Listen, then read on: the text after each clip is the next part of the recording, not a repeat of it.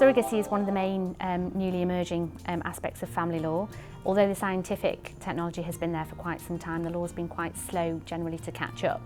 So it's not always as straightforward as people would think, especially if there's international aspects. A surrogacy arrangement is quite complex legally, and it is one area of law in which there is no substitute for early advice,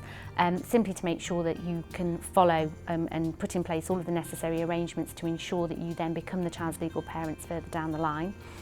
Because if those steps aren't followed and if the necessary safeguards are not put in place, it can mean that the commissioning parents are not able to take legal parenthood of the child, and obviously that creates long-term problems. In English law, a surrogacy arrangement isn't legally binding and it's not legally enforceable,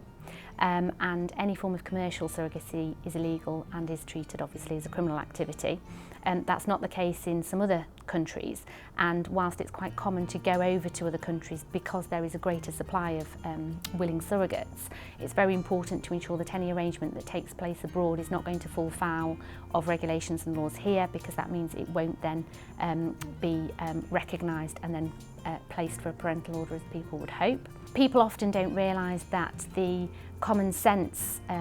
basis that you would assume would be the arrangements, or in fact the scientific parenthood, genetic material, often don't translate to who is the legal parent. So depending where the child's been born and where the arrangements have been made, you can have a situation whereby a child has, for example, no legal parents, or for example 4 legal parents, and often the legal parenthood doesn't follow what you would necessarily expect